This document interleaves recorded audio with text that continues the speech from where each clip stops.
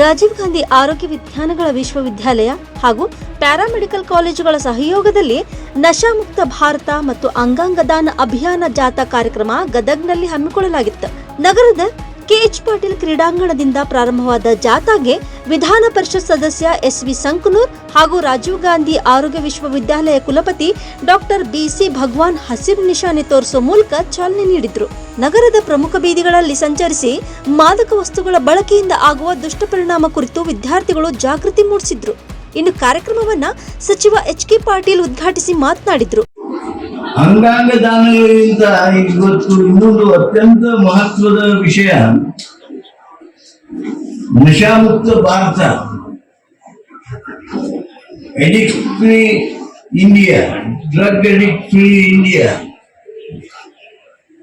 ನೋಡಿ, ಇದರಲ್ಲಿ ನಾವು ಎಲ್ಲ ಪೇರೆಂಟ್ಸ್ ಏನಿದ್ದೇವೆ, ಪಾಲಕರುಗಳೇನಿದ್ದೇವೆ, ನಾವೆಲ್ಲರೂ ಬಹಳ ಅಲಕ್ಷ್ಯ ತೋರಿಸ್ತಾ ಇದ್ದೀವಿ.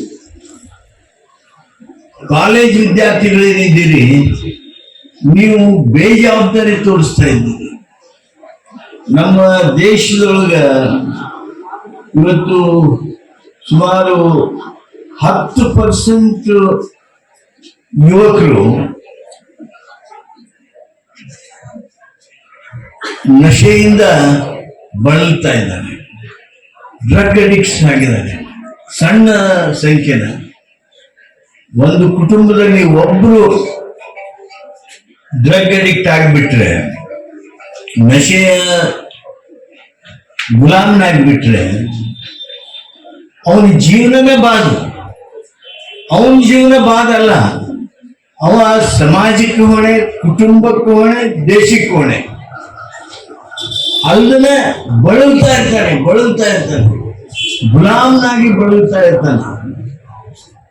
ಅಂತ ಸಂದರ್ಭಗಳು ಯಾವ ಕಾರಣಕ್ಕೂ ನಮ್ಮ ಯುವಕರಿಗೆ ಬರಬಾರದು. ಅದಕ್ಕಾಗಿ ಈ ನಶಾಮುಕ್ತ ಭಾರತವನ್ನು ಮಾಡಬೇಕು ಅಂತ ಹೇಳಿ ಈ ಕಾರ್ಯಕ್ರಮವನ್ನು ತಾವೇನು ರೂಪ್ ಮಾಡಿದ್ದೀರಿ.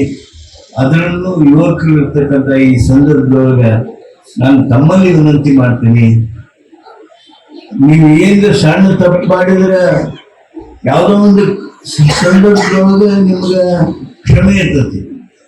ಆದ್ರೆ ನೀವೇನ್ರ ನಶೆಯ ಗುಲಾಮರಾಗಿಬಿಟ್ರೆ ನಿಮ್ಮ ಬದುಕನ್ನ ನೀವೇ ಹಾಳು ಮಾಡ್ಕೊಂಡ್ಬಿಡ್ತೀರಿ. ಅಷ್ಟೇ ಅಲ್ಲ, ನಿಮ್ಮ ಪಾಲಕರಿಗೆ ಚಿತ್ರ ಹಿಂಸೆ ಕೊಡ್ತೀರಿ. ಬರೇ ನಶೆ ಅಂತ ಅಷ್ಟ ಅಲ್ಲ, ಈ ನಶಾದೊಳಗ ಇವೆಲ್ಲ ಕೆಸಿನೋ ಸಹಿತ ಬರ್ತಾವು. ಪ್ರೊಫೆಸರ್ ಸಂಕೂರ್, ಹುಕ್ಕಾ ಬಾಕ್ಸು, ಕೆಸಿನೋ, ಸೆರೆ ಎಲ್ಲಾನು ಬರ್ತಾವ. ದಯಮಾಡಿ ನಮ್ಮ ಗದಗು ಬರೋ ದಿವಸಗಳಲ್ಲಿ ನಶಾಮುಕ್ತ ಗದಗನ್ನ ಮಾಡೋದಕ್ಕೆ, ನಶಾಮುಕ್ತ ಗದಗ ಜಿಲ್ಲೆಯನ್ನ ಮಾಡೋದಕ್ಕೆ, ನಶಾಮುಕ್ತ ಭಾರತ ಮಾಡೋದಕ್ಕೆ ನಮ್ಮ ವಿಶೇಷ ಕೊಡುಗೆ ನೀಡೋದಕ್ಕೆ ಈ ಕಾರ್ಯಕ್ರಮ ಪ್ರೇರಣೆಯನ್ನ ನೀಡಲಿ, ಸ್ಫೂರ್ತಿಯನ್ನ ನೀಡಲಿ ಅಂತೇಳಿ ನಾನು ಈ ಸಂದರ್ಭದೊಳಗೆ ಹಾರೈಸ್ತೀನಿ. ಭಾರತ ದೇಶದಲ್ಲಿ 10% ಯುವ ಸಮುದಾಯ ನಶೆಯಿಂದ ಬಳಲುತ್ತಿದ್ದಾರೆ.